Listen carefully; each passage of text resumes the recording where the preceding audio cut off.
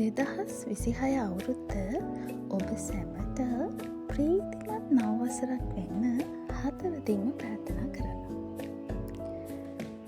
ඉතින් හැම ගෙදරකම වගේ පළවෙනිදට කිරිබත් හදනවනේ. ඔන්න ඉතින් මමත් ජනවාරි පළවෙනිදා සුපුරුදු පරිදි කිරිබත් හදලා තමයි අවුරුද්ද ආරම්භ කරේ. මම හිතුවා ජීවිතය වෙනස් කරගන්න සරල අදහස් කීපයක් ඔයාලා එක්ක බෙදාගන්න.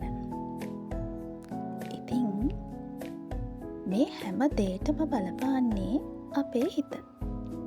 ඉස්සර වෙලාම අපි හිත පාලනය කරගන්න ඕනේ. ඒ කියන්නේ හිත කීකරු කරගන්න ඕනේ.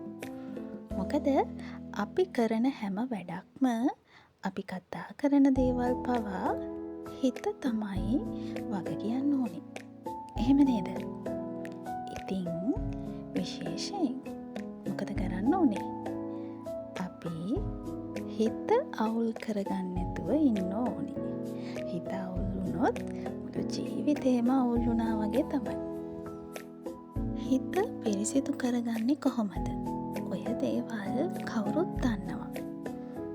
එහෙනම් හැම වෙලේම හිතට එන සිතුවිලි තෝරා බේරාගෙන නිවැරදි දේ තෝරගන්න ඕනේ. කම්මැලි නරක සිතුවිලි ආවොත් ඒ සැනින්ම ඒවා අරින් කරලා දාන්න ඕනේ. මොකද ඇත්තටම කිව්වොත් අපි මේ හිත කැමති හරි ලේසි දේවල් කරන්න. ඒ නිසා ඉලක්කවලට යන්න නම් ලේසි දේවල් නෙවෙයි, අමාරු දේවල් කරන්න තමයි පුරුදු වෙන්න ඕනේ.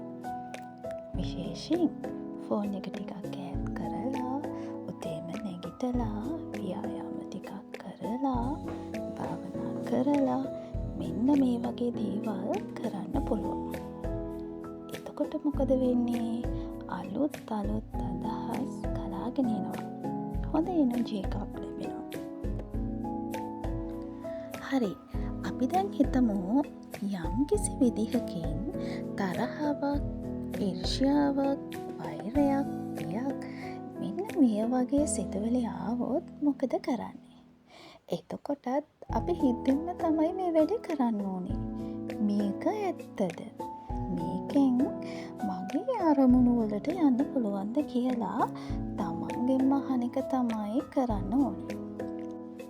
ඉතින් එසැනින් මොකද්ද කරන්න ඕනේ? හොඳ වචන, යහපත් වචන ආකර්ෂණය කරගමු. ඉතින් ටිකෙන් ටික යහපත් පුරුදුවලින් ගොඩනගෙන හැම හිතක්ම ජයග්‍රහණය වෙත යන්නේ දන්නේම නැතුව. ඇත්තටම සාර්ථකත්වය කියන දේ එක දවසකට පමණක් කරන වැඩක් නෙවෙයිනේ.